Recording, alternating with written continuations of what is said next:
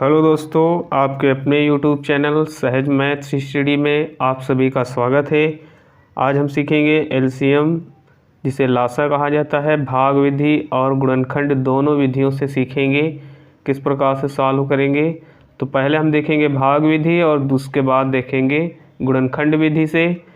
तो हमको निकालना है 12, 15 और 18 का एलसीएम ज्ञात करना है। तो इसके लिए सबसे पहले हमको भाग विधि से निकालना है, तो लिख लेंगे यहाँ पर 12, 15 और 18 इन सभी को लिख लेंगे। उसके बाद हम सबसे छोटी अभाज्य संख्या 2 है, तो पहले हम 2 से काटेंगे, तो 2 छंग 12 हो जाएगा। और ये 2 से नहीं कटता है, जो 2 से ना कटे उसको हम वैसे ही उतार लेंगे। उसके बाद 18 है, तो 2 9 18, तो 9 बार चल रहा है, तो 9 लिख लेंगे।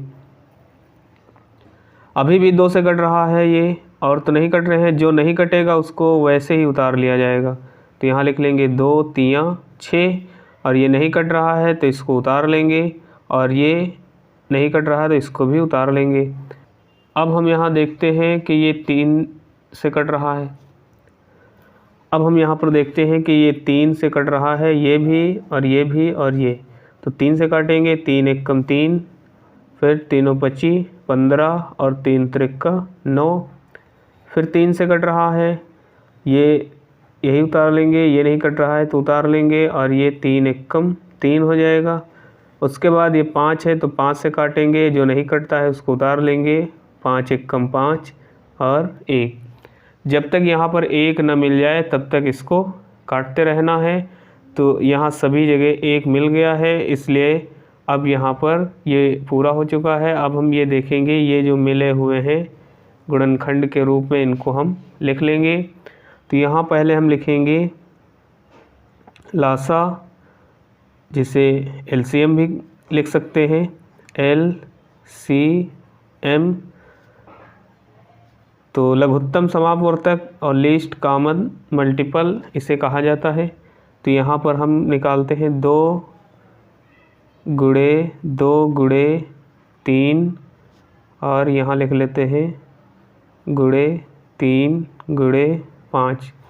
1 2 3 4 5, तो इस प्रकार से 5 हमने लिख लिया। अब इन सभी का आपस में गुणा हो जाएगा। जब गुणा करेंगे तो 5 3 15 3 45 दूना 90, और 90 दूना हो जाएगा 180। तो 90 दूना हो जाएगा 180, और यही इसका एलसीएम हो जाएगा, ये इसका आंसर हो जाएगा। तो ये है भाग विधि। इस प्रकार से जब हम सॉल्व करते हैं तो इसे भाग विधि कहा जाता है। अब हम देखेंगे इसी को गुणनखंड विधि से कैसे ज्ञात करेंगे। तो गुणनखंड विधि में क्या होता है, नाम से ही पता चलता है कि इसके गुणनखंड करना है। तो इसी को हम सॉल्व करेंगे 12, 15 और 18। तो इन सभी के पहले हम अभाज्य गुणनखंड निकालेंगे। तो 12 जो दिया है, इसके अभाज्य गुणनखंड निकालने के लिए लिख लेंगे इधर 12, और गुणनखंड निकालने के लिए 2 छंग 12, फिर 2 3 6, और फिर 3 एकम 3। तो गुणनखंड हमको यहाँ मिल चुके हैं 2 2 और 3। तो यहाँ लिख लेंगे 2 गुणे 2 गुणे 3, 2 दूनी 4 3 12। ऐसे ही 15 के निकालेंगे, तो 15 के जब निकालेंगे तो 3 से कट रहा, 3 25 15, और 5 एकम 5।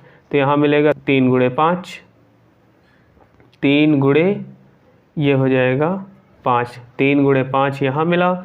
ऐसे ही 18 है, तो 18 के लिए हमको क्या करना होगा, अभाज्य गुणनखंड निकालेंगे। तो 2 9 हो जाएगा 18, फिर 3 त्रिका हो जाएगा 9, और फिर यहाँ हो जाएगा 3 एकम 3। तो इसके गुणनखंड मिले हैं 2 गुणे 3 और गुणे 3।